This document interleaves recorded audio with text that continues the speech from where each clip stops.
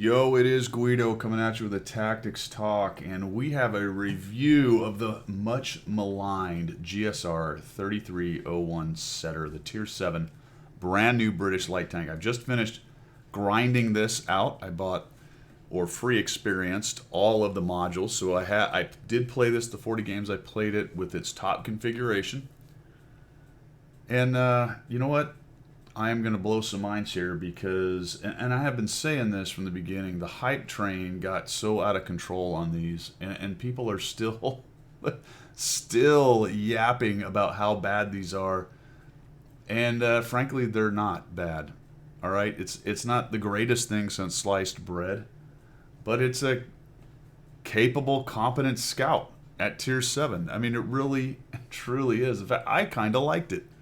I enjoyed it. We're going to go through this, and I'm going to give you the comprehensive Guido review here. But I just wanted to throw that out from the beginning because nearly any video you see is this hyperventilating about how bad these tanks are. Well, I can tell you right now, the Tier 7 is just fine, and I bet I get a lot of hate for that. And people are going to tell me about the stats, and they're going to tell me I don't know what I'm talking about. And then, you know what? Go for it, because frankly, it's fine. So just calm down, Francis. Could it use a slight buff? Yeah. Yeah, it could.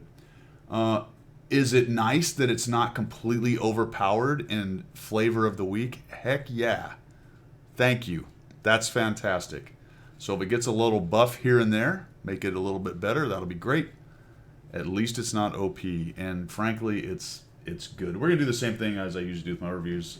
Hopefully I can back up what I'm saying. We're talking about an overview on it. We'll look at tech tree, 3D model. We'll look at a comparison amongst its peers. We will look at its stats, or my stats, playing the 40 games. Look at my setup for this, and then some examples of gameplay. So let's get to it. Get ready for the controversy. The much maligned Porsche setter, sit boy. All right, here we go. Well, all right, for the overview, I had to go grab my coffee because this is going to be fun. We got the setter here in the garage. You can see it is a rear-mounted, or a rear turret mounted scout, kind of like the SP1C or the Hawk 12, and that does create some issues with maneuvering. It's not as comfortable as a center or forward mounted turreted tank. If you don't play a lot of the rear mounted stuff, there are some goofy situations where it can get in the way, and especially for a scout where you're maneuvering, that's one of the things that is a bit of a negative on the tank. You can see it is quite small, although everything down here is quite small, but look at that, it's actually smaller than a 13GF, just a little bit more compact. You got the Type 62, which is massive, the WZ-131, which is massive. Spa Panzer is similar in size, slightly bigger and a little bit more of a billboard side. The LTG is much lower slung, but quite a wider and bigger tank. Ends up giving it a lot better camo, which is bizarre because this thing is not a whole lot taller actually than an LTG. We'll talk about that later in the numbers. But just a small tank. Now, there is a kind of intangible with small tanks, and the ELC even 90 really is the prototype for this, that they're just harder to hit, right? As you're playing the game and you're using your mouse and you're trying to aim at things, the smaller target requires a little bit more precise aim. At further ranges, there's less tank to hit. All of those things play into it, and while that's a bit of an intangible and it's not really a stat, air quotes, in the game, that is an advantage to the tank. And you add to that it's got great camo, and there's a lot of things this can do that things like the ELC 90 can do. We'll get that in just a minute. You can see it's okay, or it's got some sloped front armor there, but that's not really thick. It's basically like any of these other scouts. The only scout down here that has any real kind of armor is the LTG and maybe the WZ-131 on its turret right there. This was actually a prototype. If you look at the vehicle details over here, 64 General Staff laid out requirements, the research and development at full scale. So they made a prototype and a couple stands and some equipment test kind of things. And eventually it became the development of the CVR-T vehicles that the Brits use and were actual I guess this was real life too. You know what I'm saying. Production models, that's what I'm looking for, production models. So there you go, overview. Let's move on to the tech tree considerations for this thing. All right, tech tree considerations are in general about the crew. We'll talk about modules in just a second. Like I said, I unlocked all the modules with free experience. I do not recommend ever driving a tank with less than the full modules. I understand some people have to grind through it and maybe new enough, or they just don't have the free experience or whatever it takes to do that. But that is my recommendation. Let's talk about crew first, then we'll look at the modules. The kind of interesting thing here, I will go on record, I'm saying that this is not nearly as bad. In fact, it's an okay light tank going against nearly everybody that's out there. But there's one thing amongst all the wailing and screaming that everyone is getting pretty much exactly right. The light tank, the tier 10 Mana Core having 2 crew members is a complete screw job. It really is, and it speaks to something of a disdain for the players. It really does. I'm probably putting too large a point on it or making a mountain out of a molehill, but the problem is that you start down with these 4 and 5 crew member tanks, you get to the Covenanter, and then you get through the Cromwell. That has 5, and now you're working with 3. So right as you get to tier 7, you've got to redo a bunch of your skills anyway. And then you train your guys all the way through the tier 9, and you get to the tier 10, and you lose the gunner. Now the gunner skills have to be piled on top of one of those only 2 guys in the vehicle, and that's ridiculous. Not to mention that your HE mechanic is easily going to kill 2 guys, and you're going to find quite often, which happens really every now and again right now with the 3 crew tank, but with a 2 crew tank, you're going to find dead mana cores with hit points because they've been splashed. Never mind the whole crew experience thing. As it gets exponentially harder to get more experience, you're putting this tank at a huge disadvantage against other tier 10 light tanks. So I really would like, and I suppose that's probably the historical configuration. You know what I say to that? Who cares? Put a 3rd guy in there so that your system works. Now, they may be thinking in the future because they're talking about redoing the crew system. So, okay, checks in the mail on that one, though, boys. Right now, you're really hammering hard your customers. It really is. It's bad. All right. So that's my one flailing and gnashing of teeth in regards to this line. And I basically just went through the issues here. You're coming up from the Cromwell. It splits off. It's something like 60,000 experience or so. You go up to the setter. You got to redo your crew. Not only do you have to change them from a medium tank to a light tank, you have to change them from a Cromwell to a setter. And you lose a guy. You lose the loader. Yes, the loader and radio operator. And those 2 guys' skills get piled onto the commander, gunner, driver, which means you now have to start training those guys and those skills. One small thing to think about potentially, because you're not really going to have a crew trainer for your light tanks, the Covenanter could potentially work like that. It's a tier 4. It's got more or less the same guys other than it adds a loader. So, I don't know. It's not a premium, but there you go. There's one option. If you're looking to train these guys at a lower tier, I don't know why you would, but say you did, really just wanted to have a good crew, you could drive around the Covenanter for a while and train them. Otherwise, you're paying a lot of gold and everything. So that is the crew stuff. Let's take a look. So this is pretty straightforward. It's got 1 track, 1 engine, 1 new radio, 2 guns, but the good gun, you've got to go through the turret. I don't know why you would even go after this gun. It's very strange that way. Sometimes they do stuff like that, and I think, who in their right mind is going to do that? I suppose somebody may go, well, I don't want to wait for the turret and the gun, so I'll just grab this gun. You know what? Don't do that. Just free experience it. But if you don't free experience, I guess just deal with the 6-pounder until you get through the setter turret. There may be something about this I'm missing. I don't know. It's a weird extra. It's like a dead end on the what's the word I'm looking for? It's like a evolutionary dead end. Don't go down there. This is a platypus or something like that. Take a nice drink of coffee, and there you go. The grind from here to the LHMTV is about 95,000. Experience. We'll talk about that in just a second. Let's look at the 3D model. Well, okay, this is going to be a long, drawn-out discussion, and we're done. Pen it wherever you want. It doesn't have any armor. It just doesn't. In fact, it's lightly enough armored that it is going to suffer greatly at the hands of high-pen HE guns. I'm looking at you wheeled tanks and a lot of the kind of tier 8, tier 9 light tanks themselves. So it does get beat up and is at a distinct disadvantage in 1v1s against nearly every scout, especially autoloaders and the wheeled tanks. We'll talk about that as we go. So this is not a combat machine primarily, by any means. It is a tank you want to stay away from damage from as much as possible. And that's it for the 3D model. Hard to play that one up. I guess if if there was one thing where the hype is real, it does have a pretty bad armor profile, and that's about all that can be said about that. The tail of the tape. I always like the comparison because this is kind of where you see the rubber meet the road here with the numbers, and sometimes the legend of something being terrible can really be dispelled by just looking at the entirety of the numbers. That doesn't mean the numbers are everything. Sometimes the sum is worse or better than the whole.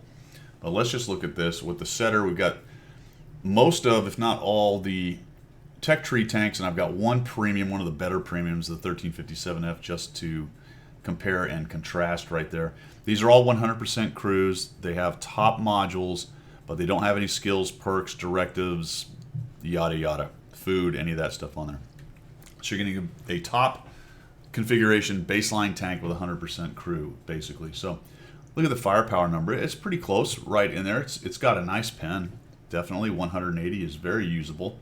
And I found that to be quite nice, actually, the penetration. Average shot is low at 135, average alpha, average damage per shot. We've got a rate of fire of 10.22, which is not great, but not actually far off from the rest of them. If you want to look at the reload time, it's 5.87. EBR's at 6.4, the LTG's at 5.7. The CMCD wins at 4. None of these tanks are really firing very quickly, minus the autoloaders, which obviously, once they're loaded, they've got quite a bit of burst damage. Gun traverse is at 43. We're going to find the hull traverse is also low. This is one of the tank's weaknesses. You will find yourself being circled by nearly everybody, and wheeled tanks especially are a bear to deal with.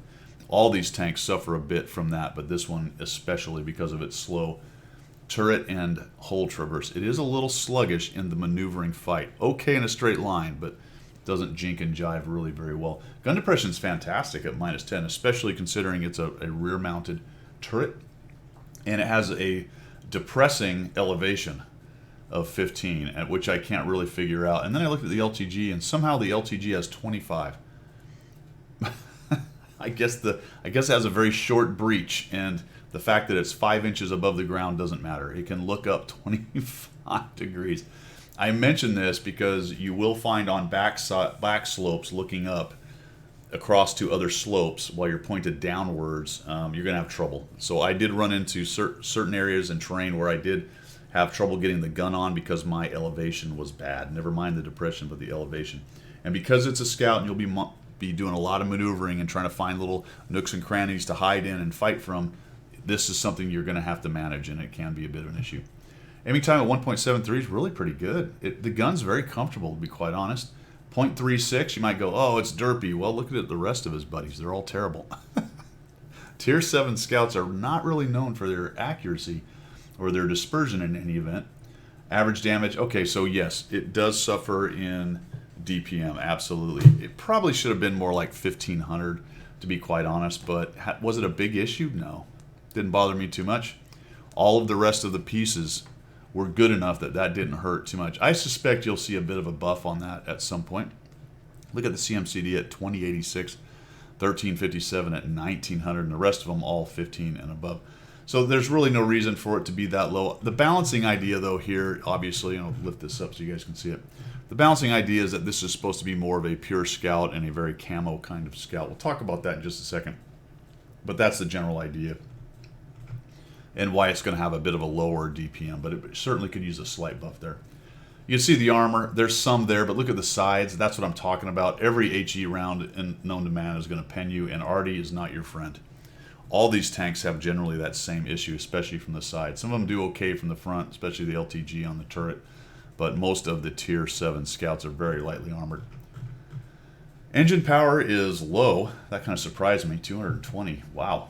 And it gets it up to a whole 58 knots forward, or kilometers an hour. So not bad, but not as fast as some. In fact, it's tied for slowest there, along with the SP1C, which is probably the closest analogy to it. Analogous tank is the SP1C. A lot of the same issues you have with the SP1C you'll have with this tank, but what you don't have is the front armor being as atrocious on the SP1C, where every single HE shell shooting at you from the front will also pen automatically. There's that traverse on the hull, kind of low. You see everybody else has a better traverse. Again, that goes into the being circled thing. And you can't see the numbers, I apologize, but it's 370 on the view range and 17.15 on the concealment, which is right in there, slightly towards the top. The reason the 1357 has such a high one is it's got that Grand Finals camo you can't take off, so it's probably more like a 17 or so. So this is a very good concealment. Not top of its class. I mentioned the LTG. No idea why that bigger LTG would be 1972, 19.72. Oh, I do. Russian, there you go. So I threw that out there for you. And its signal range is 600. It actually has the worst signal range of all. That is actually kind of funny. Why does it have a 600 signal range? Does it matter? I don't think so. But if I was to see another buff on this, it would probably see the view range bumped up to 380. But I'll be honest, if it was 380 or 390, this thing would be really a wicked beast in the scouting and spotting area. All right, there you go. That is the comparison. What would I say about it? Look, man, the numbers, again, you got to play the tank and see how it works in the meta. The numbers are not nearly as bad as people make them out. Really what everyone's keying in on and spazzing about is the DPM. That's the meta. Everything at this point, especially like tanks, you know, the model for a light tank that people want to see is they want another LT-432. They want their light tank to be close to a medium and be able to spit out damage and get some bounces. Well, that's not what this thing is. And the rest of its numbers are good. I didn't have any problem with how this thing performed based on its numbers. I've already mentioned a couple places where a couple buffs could come in, but I'm telling you, it is not anywhere near as bad as people have made it out to be. All right, that's the comparison. Let's look at my stats. Well, all right. I said I played 40. I actually played 45 battles. Ran a 64% win rate with 887 average. That's pretty good average XP. The win rate, I think, is well above. This is a small sample size. I figured as I was playing this, for me as a solo scout player at Tier 7, it's probably a 55 or so, 58 maybe at the most % win rate tank. I don't really think it's a 60%. It's certainly not a 64. If I played 500 battles, and I still managed a 64, I'd be flabbergasted. So there's definitely been some luck in there, and there were plenty of games where I got waxed and my team just rolled them up and had nothing to do with me. So there was multiples of those, but still a good result, right? It's not 44%. It certainly doesn't show any signs of being absolutely terrible, but it is slightly low on the number. So damage caused 1024. I've got a 630 with assistance. Good damage ratio, good destruction ratio. Hit percentage is a little bit surprising that it's a little bit lower, but lots of kind of long range and moving shots. That's the thing you get with scouts, lots of moving shots. I survived a lot of battles, but if you're going to win 64%, you're probably going to have a pretty high survival rate. I would expect that be in the 30s, high to mid 30s if I was running about 55%. And that may be what ends up happening in the future. My best battle was 2,328 with 6 kills. How does that compare to other scouts? The LTG, for example, had a 61% win rate at 49 battles, 899. That's comparable on the experience, but the damage is about 100 more, so a little bit different there. How about the SP1C? It's sitting at 1100, so only 100 more, not too bad. Come up here to the Americans. I've only got 8 battles in that guy at 1200. I've got 121 in it. It's actually got lower damage in the T71 DA after 100 battles right there. We go down the other way, and basically what I'm showing you here is this is comparable to every other Tier 7 light tank I play. I've got 522 in the bloody 1357F. It's considered one of the better scouts out there. I've got a higher average XP and a little bit higher DPM and about the same assistance. It's in the ballpark, man, and I'm sitting at 58% on this one. So that's what all those taken into account, I'm thinking probably about a 55%, if I'm honest, with the setter over the same number, 500 odd battles is what I was talking about. The point there is it's fine. It is completely and utterly in line, at least right now, with what I'm doing in every other Tier 7 scout that I own. Well, there you go. That's the stats anyway. Let's look at my setup, and then I've got some examples. Okay, the crew is okay. I've got this special commander that you get from Twitch Prime, so that was certainly a bonus. That did help. So he's got 6 cents. Brothers in Arms, that doesn't help because the other two don't have it. Recon and repairs. I did not retrain better crew member for some of my other Brits. I just decided, you know what? It's a Tier 7. Let's just start training a couple new guys, and this will be my light tank crew. So I'm missing out on some pretty good skills right there. But I did put it in try-hard mode as far as my setup to some extent, because I don't carry a whole lot of APCR, but I have binocs, optics, and a camo net. Now, I'm pretty sure a lot of people are going to poo-poo that. Get rid of the camo net and the binocs. All right, noted, got it. Probably a better setup. You could go gun rammer there and then put vents on that and up some of your other percentages.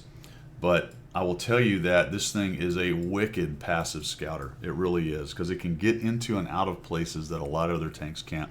Similar to a wheeled tank, obviously not as fast, and the same general idea as an ELC even 90, even though the ELC even 90 is even smaller and stealthier. This is the same kind of idea. I'm carrying 2 large kits. I use food. You know what? This thing's going to get lit on fire, then it gets lit on fire. It's probably a problem for it. I didn't have too much. I don't know if I ever got lit on fire, to be quite honest. With a 44% survival rate, I ended up doing pretty good avoiding damage for the most part. And then I run a directive of optical calibration to improve coated optics. So I'm getting as much view range out of this as I can. Minus, I believe, yeah, I've got recon, but I'm pretty sure this guy is also your radio guy. Yes, situational awareness. And that's situational awareness gives you a bigger bonus than recon, so I should probably just retrain that. But whatever, this is what we got. I put one of the special camos on it, so I was running camo, and there you go. That's my setup. 8 APCR, 4 HE for those moments when I want to waste my life trying to shoot HE and get screwed over by the mechanic. I hate HE, but there it is. It's there, just in case I get crazy. And that is my setup. So let's look at some examples of gameplay for the GSR 3301 setter, Tier 7 British light tank. This is one of my first battles. You can see I'm a top tier here in a 2-tier battle. I'm going to head on over here. Got the Leo and the Hellcat. A little bit light over here on the heavy brawling area, so we'll run over this way. The Leo's probably going to get some lights. I'm thinking about going up the top, but the EBR does his thing, so not really sure. He takes a shot, Leo takes a hit, and of course I'm going to get magic laser shot by the EBR for 284 damage from HE naturally. He comes around the corner, nails me again for another 284. And he's still alive somehow, which I can't. Holy cow. The Guido's anti-wheeled tank screed is being generated as we speak. I'll let you know. I take another hit from a setter over there, and right off the bat, I'm on my back foot. And the reason I'm showing you this is not this tank's forte. Pushing up to the front and being kind of the combat scout is not really the thing that it likes to do. So I'm just going to leave. But it does like to get away and not get spotted. And I'm thinking, these guys did not see me. So bad cruise, bad view range, and we'll just go ahead and plunk at the Leo. And now here comes the KV-85. We'll let the Leo go because the Leo was closer. So I figured he might get me spotted, get a little spotting damage. Take a poke at the KV-122, another shot into him. Courtesy move, still doesn't see me. Trying to find, there he is, so we take a shot at him again. There he is. Somebody else is shooting, still not spotted, so probably a new crew or new guy. And we'll just poke at the KV-22, and he's pretty close. So good camo on this bad boy. The other setter is getting beat up. We got a whole pack of dogs here, multiple setters. And the other one is getting beat up. Show you what's going on with the tanks. And now I'm just kind of thinking, well, I'd love to run in there and help my buddy, but it's simply not happening. He does a nice job, and in hindsight, I probably wish I had actually gone over there and tried to help him, because we might have been able to take him down together. But I'd have been coming up from below, and one of them would have, or both would have turned on me. The bonus that the setter up top had is that people were probably shooting them as they poked. Then I see the WZ-131 GFT go raging in.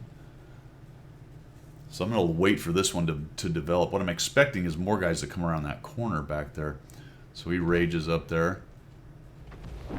Gets the E2. We'll move on in, and all of a sudden a Dicker Max shows up, and that's what I was worried about as I went up that ramp, that somebody like this guy would show up. So we'll go ahead, discretion being the better part of valor, we will fade back this way. And I'm going to take a little bush that I wouldn't normally take, but because of the fantastic camo of this thing, I'm going to sit right in this bush here. I'm kind of hoping that the Dicker Max is going to move up. The Leo is moving around. We've got the King Tiger Sea way up in the north, and we're starting to lose. So now I'm trying to figure out, all right, now how do I better leverage this tank's capabilities here than I did so far up to this point? Got 774, 270 spotting, a couple kills, and now we're just waiting, hoping that the Leo makes a mistake and that the King Tiger can take a couple of them down. So I really can only give 2 hits to some of the smaller stuff. The Leo will delete me, the Dicker Max will delete me, and everything else pretty much, other than the Artie, is going to take a couple shots to take me down. So not much going on, we're waiting. I sort of expected the Dicker Max to push in. Now I can see the T-71 CMCD. He gets killed by the 150, that's a good kill. And now I'm just going to take a chance and bail out of this spot.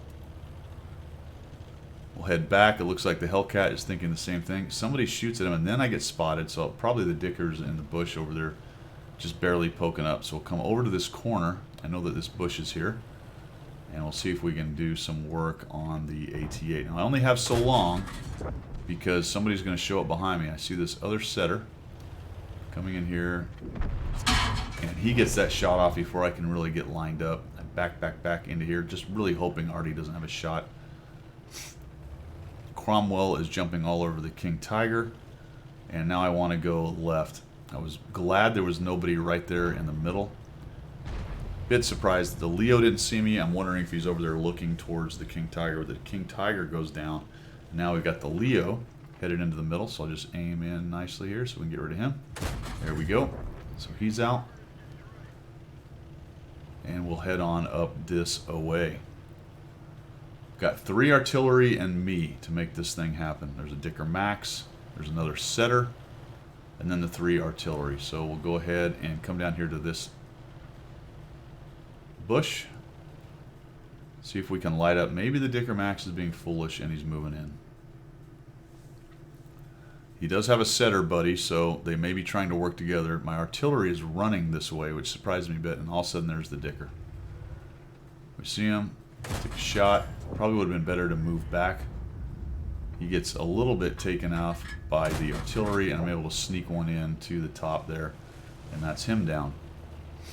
Now I've got to figure out where the setter is. I figure he's coming up behind us because he was last seen up in the north. He will have known that the Dicker Max was being engaged by us over there.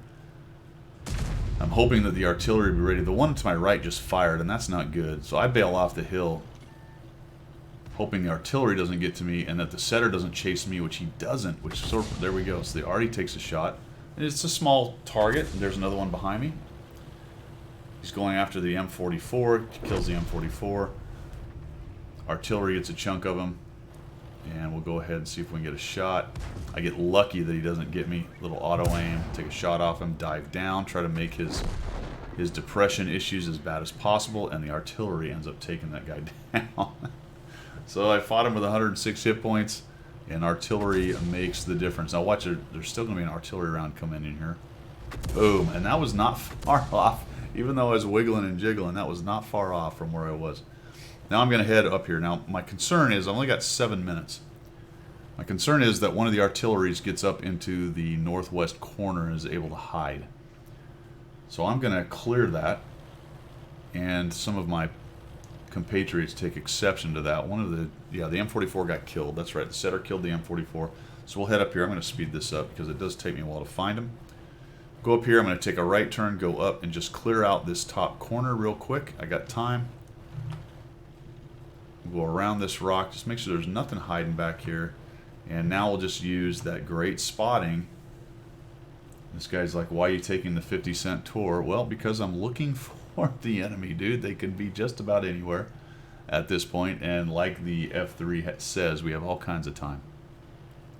I know this bush is here, so we'll just do a little bit of this, and this is the guy we really want to get rid of. He knows he's spotted. Starts to make a runner and dies, and that's very good. I did not get spotted doing it. That's the one I needed to get rid of. He's got the splash that would have killed me by just getting anywhere near. So we'll come off this way there. What is that? The AMX-13F3 actually starts engaging our GW and our 13F3. Nothing I can do about that for right now. Hopefully they can win. And they do. So the GW gets him. That leaves one M44 to deal with. More than likely he's up on this corner because my two artillery were able to come around. I see the shot go out. I know he's on a reload. We'll just come up. We'll shoot him once. And we'll just wait. Probably should have just stood in. It would have been easier to get him. As it was, it took me a little while. And stupid HE. See what I mean about HE? Every single time. 1,575 damage, 755 with 6 kills. Once I stopped trying to be that forward combat scout and started to play to the tank's strengths, all of a sudden everything became clear to me. All right, let's move on to the second example.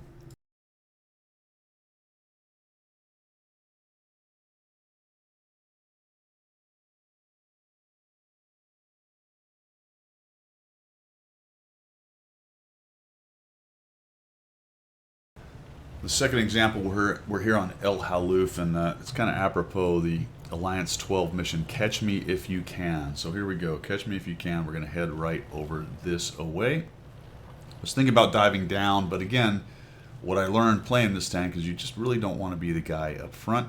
Do your scout thing, use your stealthiness, and use your mobility later in the game, and then look for free shots on people like that guy right there.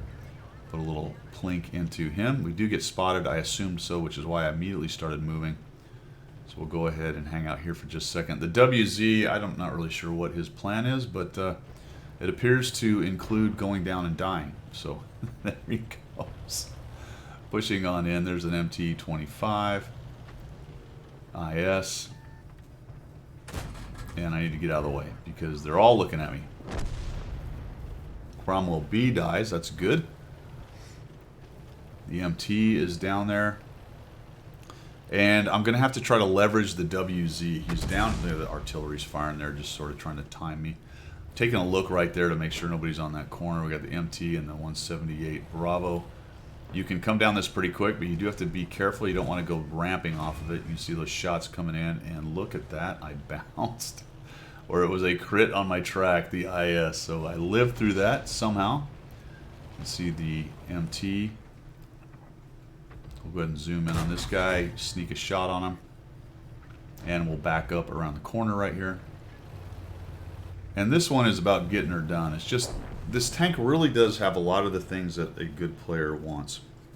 It's got mobility, it's got a pretty darn good gun for its tier, as far as accuracy and the ability to hit things on the move.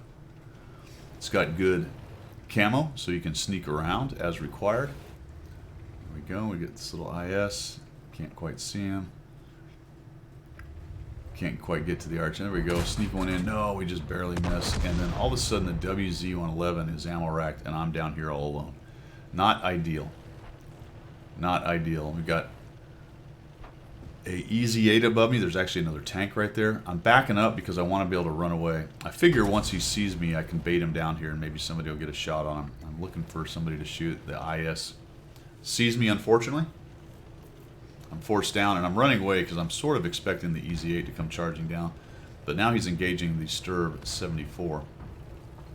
So I'm going to change what I'm doing a little bit. Should be kind of difficult for the IS to get me. He's busy shooting the Sturb.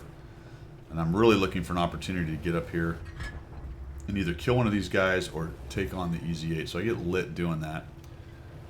He doesn't quite see me until right about now, and unfortunately he's going to out-reload me. And then all of a sudden the other setter comes, so I back out of this. Thinking, nope, I don't want to fight two of them. That's a bad idea. Once I lose a couple hit points and get about half HP, they'll just jump all over me. So we're just working it, trying to get a few of them dead, knock down some hit points. The IS dies for it, so we keep him spotted enough that somebody gets him. Looks like our Scorpion does so. Sneak by, we got the EZ-8 up here again. He's just hold down like you read about. We'll put a little shot into him. And, whoa, over the turret, another shot towards me from the RHM, more than likely. And I'm just trying to figure out how can we peel this EZ-8 out. And I decide, you know what, let's just get out of here. There you go. Yep, I figured the artillery at some point would start taking shots at me. No real reason to sit there. We're starting to win. We're having a pretty good time over on the other side. So let's leave the campers sitting up there. Probably should have done this a while ago. Let's leave them sat up there and go somewhere else. And this is just about getting her done using the mobility of the tank. We'll come all the way this way. Shouldn't be spotted even by the RHM. We're right at the edge of spotting range. We've got a great camo crew, so more than likely they're going to have a hard time seeing us down in here. I'm hoping that those guys can hold on, because what I'd really like to do is get up behind them.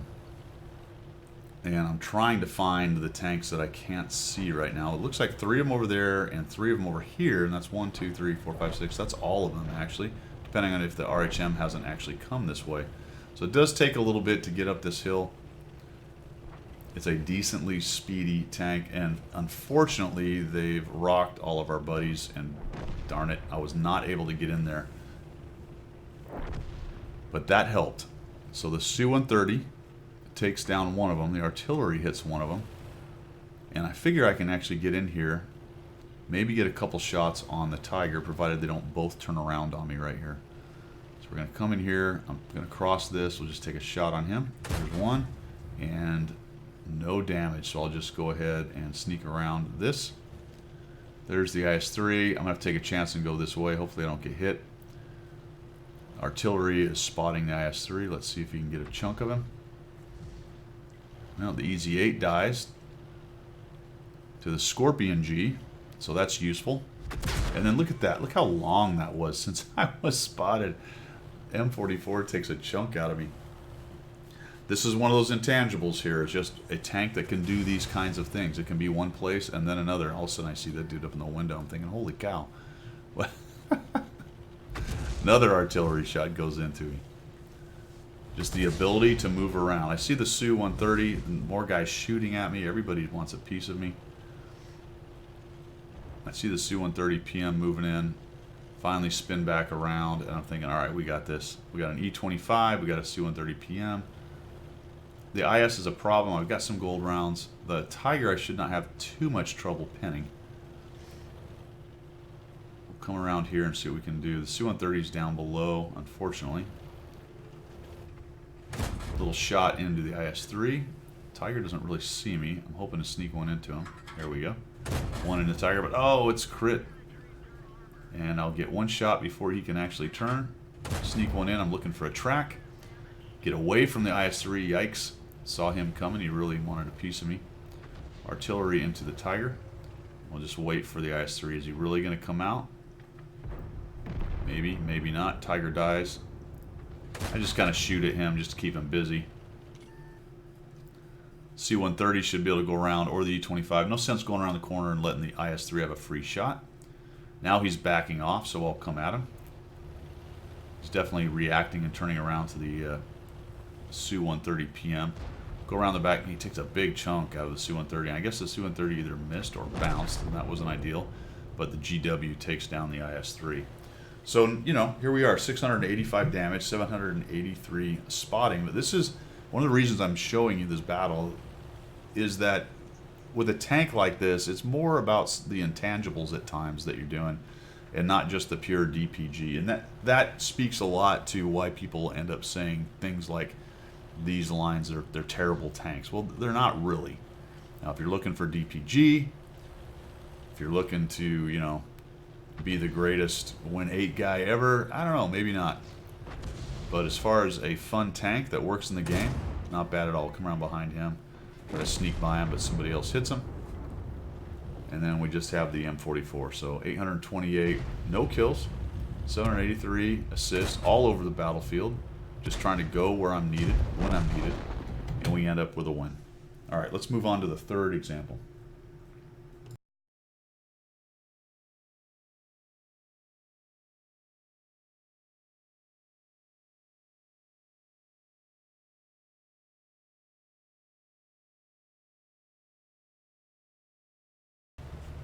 Third example is the ace tanker that I had finally in the tank. We're on Province, this map, you know, it is what it is. It's the Province map. We go down here to kind of the standard spotting bush, which of course everyone knows about. This one is much worse than the one on the other side. Very difficult to remain unspotted with this one. I don't quite get a shot. I'm not ready again, so there's at least one shot of damage I missed. And then I've got the TP coming in. I'm going to try to get a shot on one of these guys. And I miss, unfortunately. And it got me spotted, so pulling out was a bad idea. And I do it again, and I pay for it. I kick another hit from the T-34. That guy becomes a thorn in my side for a little while. But we're able to drop about 311 assists in one shot. And they sent a good crowd up to the southeast there on our side. So I did let them know that there's a considerable number of guys coming. See that little open spot right there on the bush right there? That's the problem with this particular bush right here. When you move forward to get a better look to the right, you can often get seen. So then we got the Stug being silly. So we'll go ahead and just take a chance that we're not spotted. Down he goes.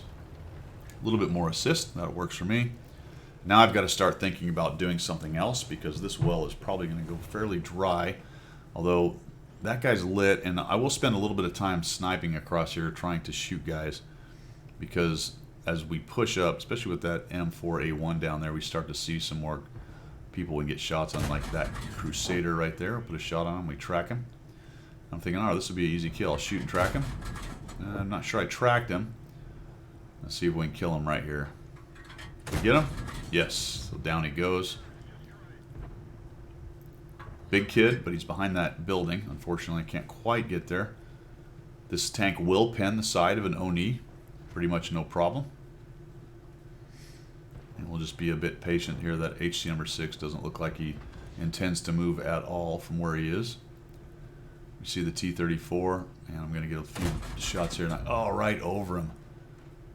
Would have really liked to have got rid of him because he punishes me a little bit later. That's a miss. Down low. Just having a hard time getting that shot to go in. Oni's hanging out back there. There he is. There's the KV-1. And this guy just sort of derps on out. We'll switch over to skill rounds. See if we can throw some more in there. The scout's doing some good work, getting some spotting. Oh, that one misses too. And the KV-1 gets out of the way. Our T-34 is messing with the Oni, but that T-34 is going to get deleted if he's not careful. I don't know if they was actually shooting at the T-34 or he was trying to shoot across at me, knowing I was basically in this bush. I wasn't really sure. Again, too low. That's really bumming me out there. Up on top, it's not going great. I'm watching that. I know I'm going to have to react. In fact, I see the setter, and I'm thinking, oh, we got to go deal with this dude. So he's right there. We'll just come up, take him down. He's either forgotten I'm there or was just too busy to worry about it. So we'll turtle up against this hill just a bit, against these rocks, because there are some artillery, and then we'll almost knock ourselves over. That is something you need to watch out for with this tank, is it does tend to want to put itself on its side. There's a lot of missed shots in there, but you know, you're shooting across the entire map. That kind of thing's going to happen. Now the Cromwell and the rest of the guys up here, I really need to clean up our side at this point before we start messing with the other side. And they're really starting to get in there and get aggressive. I see the 12T. I figure, all right, we can nuke this guy. We'll take the 12T down. There we go. No, not quite enough. He gets dead. Cromwell doesn't even really know I'm there. I get hit by the T-34 from across the map, and then there's another guy behind me, and I'm really sort of hanging it out. Again, it does an okay job with this kind of stuff. All of a sudden, the 1375 shows up, and I'm thinking, well, this is it. It's over. But I'm able to go a little jinky Jew here. Stay away from me, and he's run out of shots, and that's very helpful. Unfortunately, the T-34 is still sitting back there, and I'm trying to get away from him, but there he goes again. And now let's run to cover. So that could have gone a lot better. Looks like the 1375 reloaded just as I got to cover and took one more piece out of me. Why exactly the T-150 was not able to help me, I don't know. I wasn't looking at the mini-map whether he was even looking my way or not. So the 1375 is going to rethink his reload. I like this T-67 sitting right out in the open on that balcony. That's pretty... Holy cow, how is he not dead? And so I will fall back, and I found myself doing this with this tank quite a bit, falling back to more cover and looking to try to stay out of the line of fire, but using that great vision that this thing has and mobility to do so. So we'll come around here to this bush. If we can peel the 1375 out, we know that the 34 is on the other side, and he's facing up an IS and a Panzer IV-H with the two artillery. I think he's actually going to do some pretty good work on those guys with the artillery's help. If the T150 would just push, it would be more or less all over. So I'm kind of waiting for him to grab a satchel and move. There goes the IS, so 1375 shot him. And that made me think, wait a minute, is he actually over there now? Because he had about enough time. He also could have been firing across, and then they clean up those two guys over there, and now we've got to deal with it. And for some reason, that makes the T150 believe it's time to push. So at some point, I love this about campers. At some point, campers look at the game starting to be lost, and then they push when they should be kind of turtling up. In actuality, in this case, he does need to be pushing. So I'm going to do something a little bit different because it's a 1375, and I think he's going to take at least 2 shots for me, maybe 3 to kill. And I'd really like to not just walk into the autoloader. So I'll let the T150 walk into him. Looks like the T67 is following him up. And now I am looking for an opportunity to find this 1375. We got 1,400, almost 1,500 damage, 628 assist, sitting on 4 kills. So we'll move down this road. If I run into the 1375, I'm doomed. At least I'll have found him. My other idea is to cross right here, and if he is turtled up on that little promontory, which I suspect he is, then I will go ahead and try to find their artillery. I do not drive across the cap. There's no reason to let them know somebody's driving across the cap. That will let the arty know someone's coming. So I go around it, and I'm taking a bit of a risk right here of getting spotted, and I'm glad that I don't. We'll just keep on heading up here. I'm going to use this corner because I want to cut left and minimize the amount that I am seen by the 1375. But then I see him, and I figure, you know what, he's busy. So let me just come up here while he's busy, and I'll go ahead and find these dudes. Put another shot onto him. He doesn't know what's happening. Boom. Assist on the other kill. And then we will cut left. Put these rocks between myself and that AMX 1375, and then we'll come on back here and see if we can't help the hapless T150, who, as you can see, has been whittled down to 188 hit points. The T67, for whatever reason, has run back to the other side. I have no idea what is happening over there, folks. The 1375 runs in there. I don't even know if he sees him. There we go. We put 1 on him. Finally, RNG does not forsake me. Wait till he turns around the corner. Look at the poor T150. A little hit on him. T150 get him. Oh, and he's out of ammo, and he runs up. So I don't know if he's completely run out or what happened. The T150 wants his pound of flesh. And then all of a sudden, the T67 comes running back. I'm not really sure what's happening there. 2,074. I think there was actually a little bit more damage in there. 628 assists with 5 kills. And just, you know, being the active scout right there on the old low-tier province map. All right, let's wrap this thing up.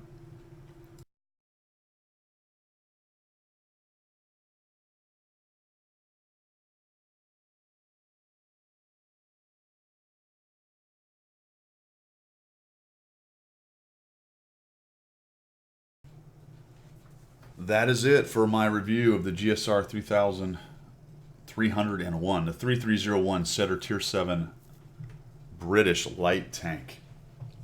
So, a couple things. Number one, there were numerous battles where I was bottom tier. I didn't show any of those. If you want to look at a couple of my last sessions on Twitch, you will see multiple games with the Setter, some good, some bad, but all resulting in the general 64% win rate and decent stats. There were plenty of bottom tier games where I contributed just fine. I just showed a couple to kind of highlight the strengths and weaknesses of the tank. Obviously, bottom tier, you're going to have to be more careful. And that's kind of my point. The other thing people might say is, well, Guido, you're a decent player, so of course you're going to have oversized results on a bad tank. Well, that may be, but it's not any different than the rest of the Tier 7 light tanks that I play as far as the stats go, at least so far. Other than, I think the win rate is an outlier and will obviously come down. So let's be honest, it is not the greatest scout at Tier 7, but it is far, far, far from being as bad as everyone is saying. It really is. There is nothing wrong with it. It is balanced, slightly underpowered. We'll probably get a buff, But let's be real here. I don't know why the hype train started. I guess because there were certain people who were invested in it being a good tank, potentially, based on, I don't know, nationality, or it's the new flavor of the month. I don't know why it all became such a silly thing, but it's always fun to watch, and it's one of those things that happens from time to time. But I just wanted to throw this out there for you guys, since I finished the grind on it, that don't discount the line. There's nothing wrong with them. If you're, like I've said, I keep saying it over and over. I just feel like I have to. If you're looking for the flavor of the month, this may not be it. If you're looking for a fun tank that's a British light tank, well, there you go. You got the setter, the Tier 7. Hey guys, thanks for tuning in. I appreciate the support of the channel. Go ahead and throw your grenades down in the comments. I am quite certain people are going to have a lot of fun down there. So keep it civil, keep it honest, and we will see ya.